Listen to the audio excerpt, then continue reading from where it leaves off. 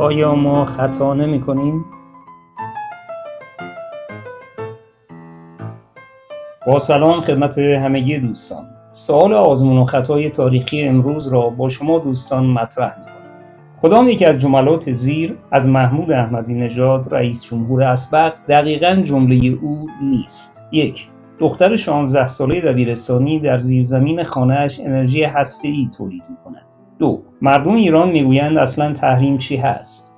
3. کسانی که در انتخابات به من رأی ندادند خس و خاشاک هستند. 4. انگلیس جزیره کوچکی است در غرب آفریقا.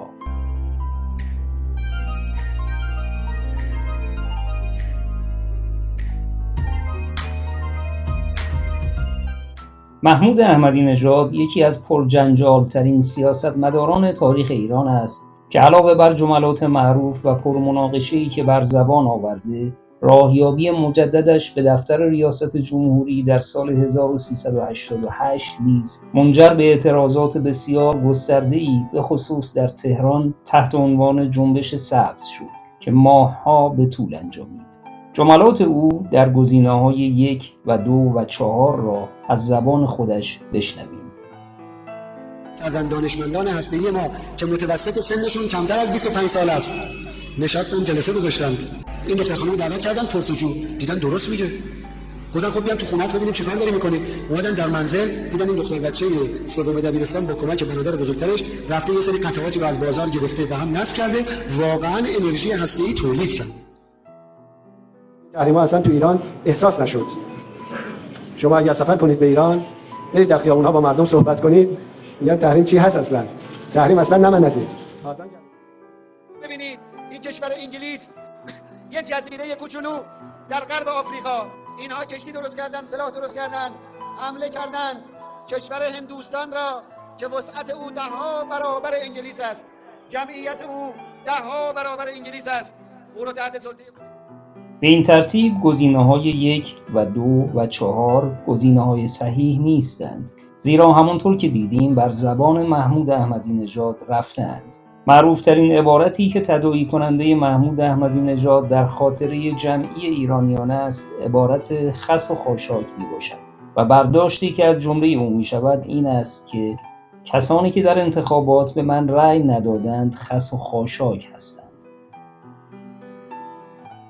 عین جملات او 2 روز بعد از انتخابات ریاست جمهوری 1388 این چنین بوده است: در انتخابات 40 میلیون نفر خودشون بازیگر اصلی و تعیین کننده اصلی بودن.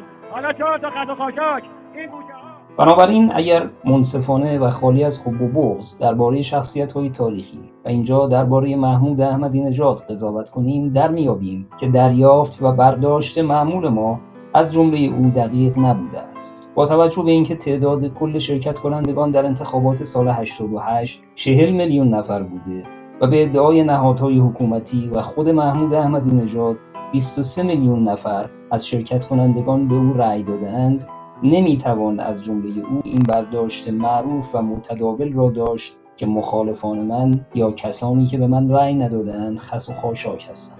بنابراین گزینه درست، یعنی جمله‌ای که او بر زبان نیاورده و فقط برداشت ما بوده، گزینه 3 می باشد.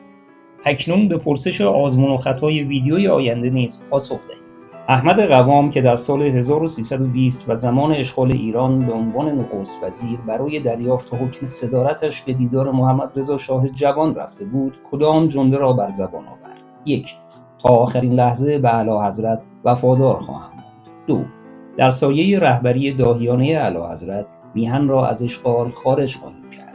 3. اعلیحضرت نباید در امور اجرایی مملکت دخالت کنند. 4. ماشاءالله اعلیحضرت بزرگ شدند.